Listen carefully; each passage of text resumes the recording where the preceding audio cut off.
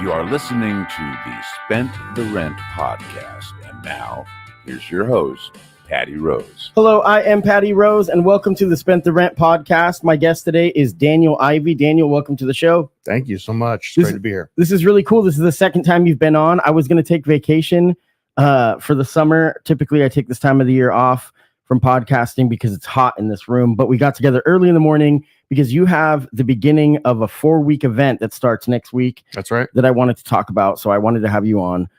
Thank you so much. First of all, let's talk about how we know each other. We had you on in the past, a completely different topic. We talked about a different passion project. Yeah, you are a affordable housing advocate for people in Lane County. We talked about YIMBYism, which is yes in my backyard, which is kind of a response to the not in my backyard of people trying to,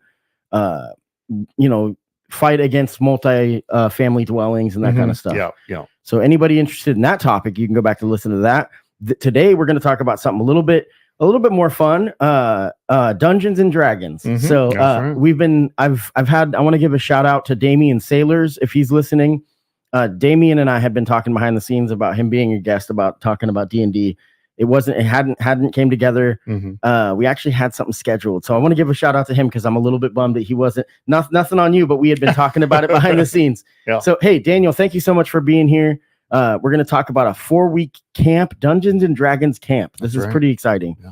So for anybody listening, if they're completely unaware of what Dungeons and Dragons is, and then also for the people that are avid listeners, they're going to be scoring you on your answer to this. You know that. So tell me what Dungeons and Dragons is all about. Well, I mean, it's really it started as more just like a tactical combat game, little miniatures on a table. Gary Gygax developed it in the early 70s. But as he played the game more and more, it turned more into a game about collaborative storytelling, not so much about, miniatures on a board, which it still has, and it can be that. But, really the great thing about Dungeons and Dragons is that as you're telling the story together with the assistance of a game master, or dungeon master, depending on, the system you're using, you really develop a form of camaraderie with the people that you're going through the story with. And that, it brings out all kinds of, self-reflection, and just a lot of, self-development. It works great for, people who have trouble socializing, problem solving, all these things. There's a blog post on the webpage about it that I kind of, I've been trying to share some things about, how great it can be, how great of an experience it can be. So, I mean, it's a dice game. So, you make a character basically, right? And then there's a skill set, there's skill points. Explain that kind of thing a little bit. Yeah. So, I mean, for me over the years, I've been playing D&D for 30 years and really over time, it has become a lot less about like the specific rules and more about the story and the kind of the interaction between the players. And at Ivy Tower, which is the company I created, this is this camp coming up as our first big event. We really believe in tailoring those rules to the people that come in. So if we've got newbies right out of the box, they've never played before, we have a much more dialed down kind of version of the rules to kind of get people into it. Right. So, I mean, on average, groups will meet weekly, typically. Yeah, I mean, it gets harder the older we get to schedule things. I mean, adulting is hard, but yeah, the idea behind having sort of a premier version of what D&D can be with this camp and with other events that we'll sort of host is that you can, whereas normally you would just be sitting around a dining room table with your friends and maybe 2 or 3 of them couldn't make it that night. So you kind of have to come up with a reason in the story for their characters to not be there. But with this, we've got talented DMs. We've got, we do voices. We've got sound effects. We've got ambient music. We've got full color maps. We've got, lots of things. We're drawing on over 100 years of experience between the people that are involved to deliver an immersive and fun experience. Right. And so, during the pandemic, I know that D&D's popularity exploded remotely, which is a different thing. I think it's cool. I always think about accessibility and the benefits of remote stuff. And so there is a lot of cool things. But I think the beauty of this is the in-person interaction, like you were saying. Yeah. So the cool thing is that it's it's multifaceted. It can benefit a lot of different people in different ways. Exactly. If they're agoraphobic, you could sit at home and do this, which is great, because some people, as in lieu of not doing it at all, that's amazing. Yeah, exactly. You know, and I've never personally been into D&D, but I have played paper pencil role playing games back in the day, Cyberpunk. So in 1994, me and a good friend Brian Levenhagen, we played Cyberpunk 2020 was what it which is now funny been now. Changed to now 2077. 2077, yeah, and it's actually 2079 because it was 2 years too early. The game, that's no. But yeah, I made a character on D&D, but for me, it wasn't. I'm not super into the fantasy stuff, the harefoot halfling stuff. And then in the early 80s, you know, there was. I want to talk about the controversy around D&D, and I'm saying this lightheartedly, but there was early on allegations that the game promoted witchcraft, hedonism, pornography, and unfortunately even suicide. Would you care to answer for that? Yeah, you know, like anything new that sort of hits the cultural zeitgeist that has images that can be traditionally you know, crossed over with, you know, political or sort of religious context. There definitely was some controversy early on, but, you know, over the course of the last 50 years, you know, D&D has really stood the test of time. I mean, there's therapists that use it in counseling. There are, you know, there's recently a very successful box office hit that just, you know, is when you watch that movie, it's very lighthearted. There's, you know, sure, there's monsters, but you have to create stakes. I mean, and I think that you know, one of the phrases that I like to say these days, especially with the explosion of the Marvel Cinematic Universe and Disney buying Star Wars, is like it's good to live in a world where the nerds are in charge, right? Like we're making content that is exciting and dynamic in a way that you know, can really tailor to so many different audiences. And I'm so glad that you mentioned you know, not being necessarily as into fantasy, because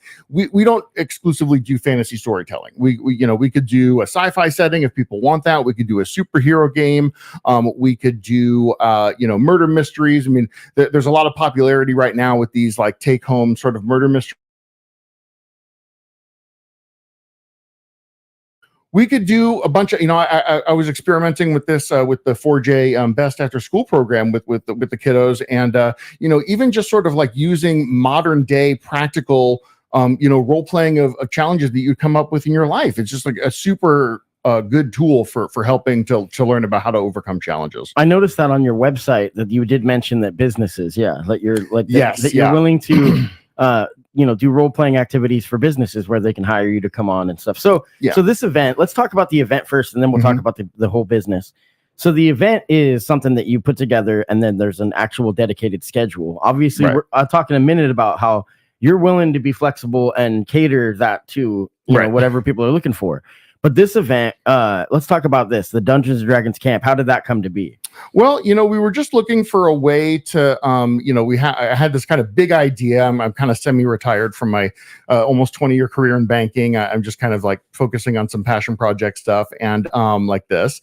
And you know, when I came up with the idea of sort of creating this game master for hire kind of service, my brother and my best friend, you know, we kind of sat down and started brainstorming. And, you know, really, when I talked to other business owners around town, when I talked to, you know, I took some intro to business courses at LC just to kind of, you know, right. I market or things like that. The new business was fill a need.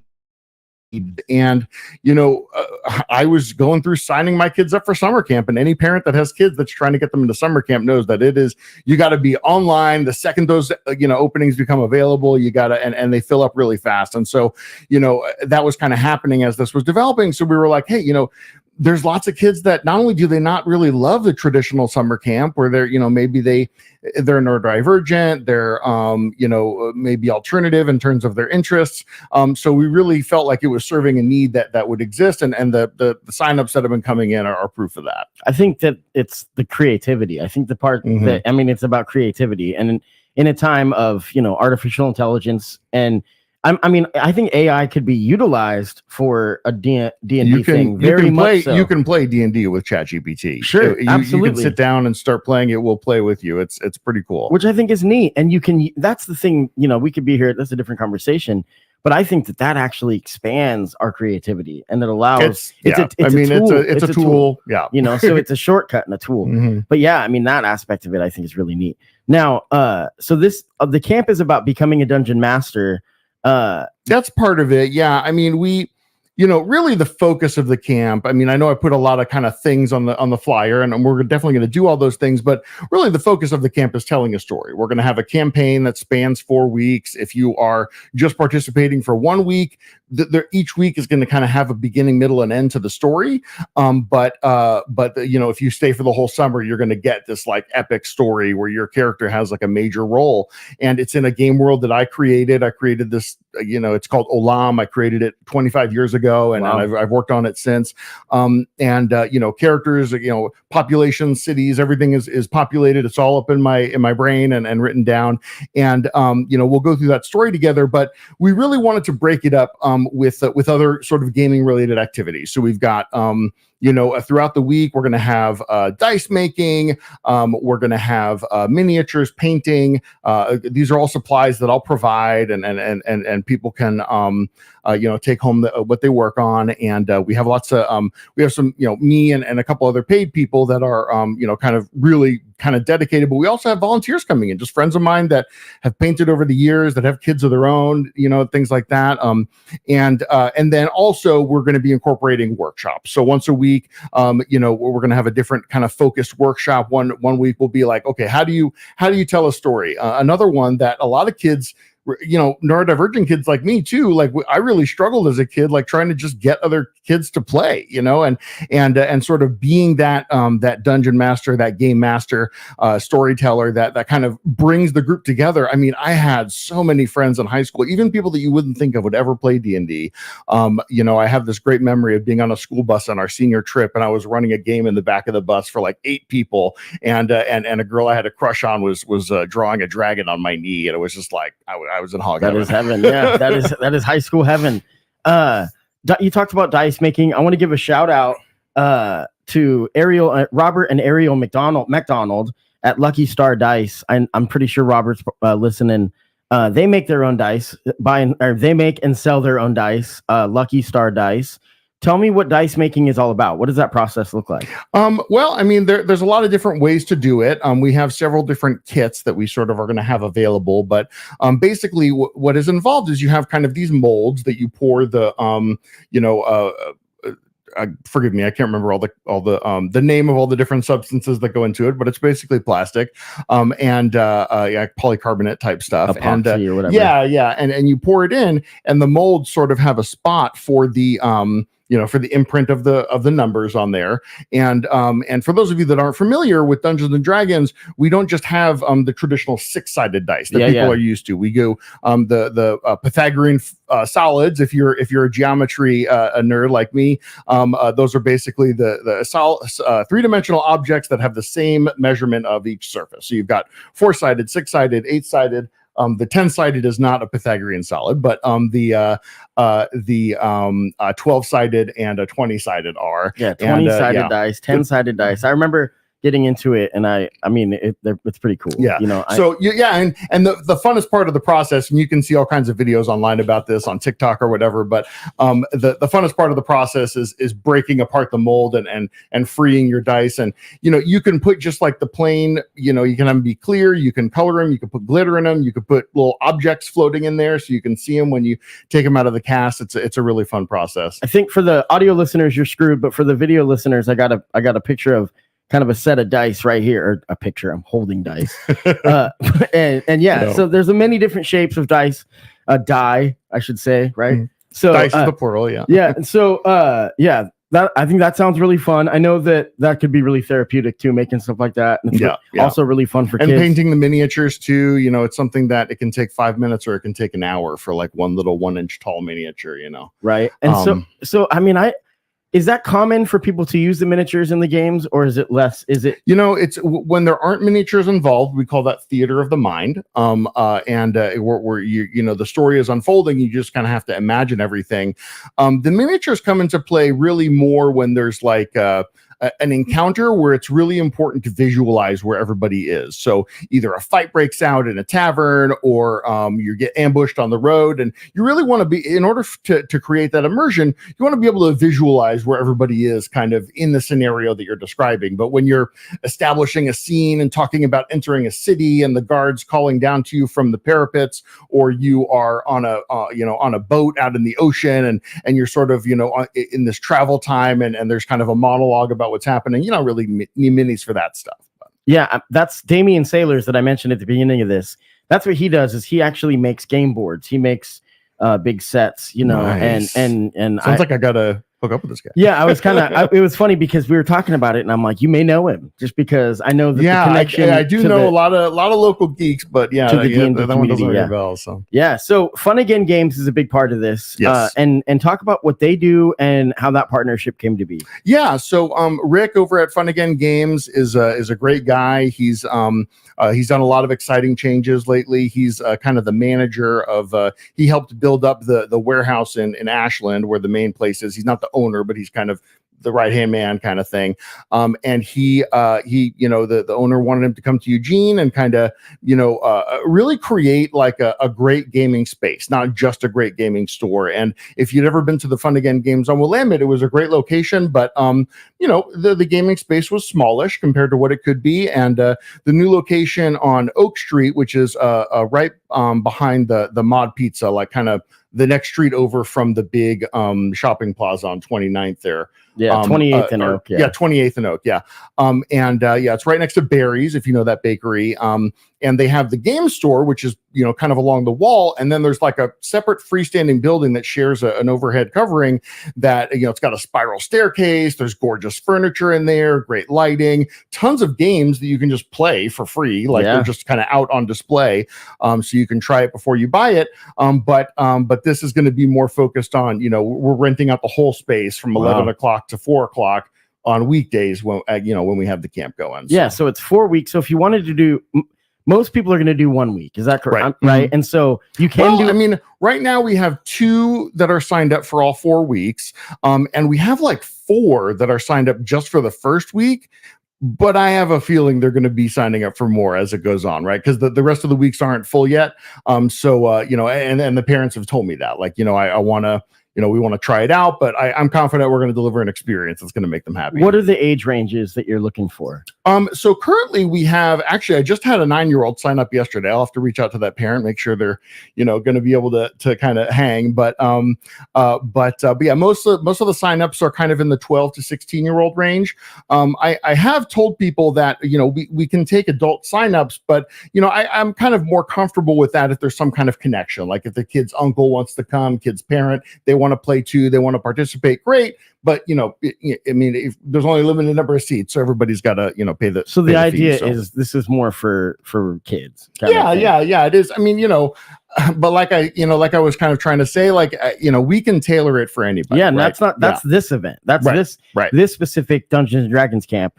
But your company, ivytowerllc.com, that is where anybody, if you're an adult and you want to know more about D&D, they can get a hold of you. We could do a one-off private event, like a party, or we could even try it once, and then if you like it, we could do a campaign that we meet once a month, once every other week, something like that. We do weekend retreats. I've been in conversations with some local bed and breakfasts about like kind of just renting out the whole place, and if you've never done that before, it is such a fun experience to just get a bunch of friends, rent out a place for a long weekend, especially in the winter months with the fireplace going. It really helps with the ambiance. Anytime you can get anybody, all the people to just play along. That's the thing. It's like if you do a costume party and there's the one guy that's like, I don't want to look stupid. I'm like, well, you're the only person not playing along. Right. Well, Daniel Ivy, this is really neat. I'm jealous that you're retired and that you're pursuing well, semi-retired, pursuing your dreams. I know that, you got a bunch of kids and all that fun stuff. No, but thank you for what you do in the community. And this is so cool. This is why I love spotlighting stuff like this, because it's stories of the underrepresented. And this is an upstart passion project, LLC. Yeah. It's pretty exciting. ivytowerllc.com. If you're listening and you like D&D, shoot a comment, and yeah, and really this, I mean, the thing that I think will work so well about this is just over the last 30 years, I've just had so many people that have said to me like, oh yeah, I love the idea of getting into D&D, but I don't have the time, or I don't have like someone to curate that experience for me. We will create an experience that you will remember forever. That's awesome. So we have a question from a listener, Tony Joyner. Out of a week, how many and how long are your sessions? So for the camp itself, so per week, how many sessions per week? Yeah, so every day we play D&D itself. 5 days. Yeah, so 5 days a week. Okay. And the actual game portion of the experience takes place from 2 to 5. We kind of built it that way because you got kids showing up late, you got whatever, but we want to make sure that there's a solid block of game time. That the beginning is sort of more creative time, icebreakers, getting to know each other, that kind of thing. That's awesome. Hey, thank you, Tony, for leaving your comment, and it's good to hear that you're. And I should mention it for people that are curious that maybe don't have the site up and ready or haven't seen the flyer. It is $175 a week, but if you sign up for the whole summer, it's a flat $600, so you get a little savings there. Sweet. And then like I said before, you can go to ivytowerllc.com, find out more. That's where you can schedule it. Are you doing anything? Are you planning on doing anything remote, like a setup where you can do like a broad? So I experimented a lot with I had 2 campaigns that I was running before the pandemic, and then when it hit, I said, let's figure out this remote thing, and it worked really well. There's a lot of different websites that do it differently. I've recently created kind of a partnership with the creators of Roll. That's ROLE. It's basically just a chat program. It's a web-based chat program with video, but there's sort of sidebars where you can kind of add rules, add dice rolls, things like that, and they're fantastic, and I can't wait to work with them more. But that's sort of like a next phase kind of thing. But yeah, I do like the idea of offering it digitally as well. Yeah, I just think that like we talked about, there's accessibility and all that kind of stuff. Mm-hmm. So, hey, thank you so much for listening. This is the Spent the Rent podcast. If you'd like to donate to the show, you can go to STRPOD.com. And your donations continue to make this thing grow. So thank you so much. And Daniel Ivy from Ivy Tower LLC, ivytowerllc.com to schedule your D&D camp. Thank you.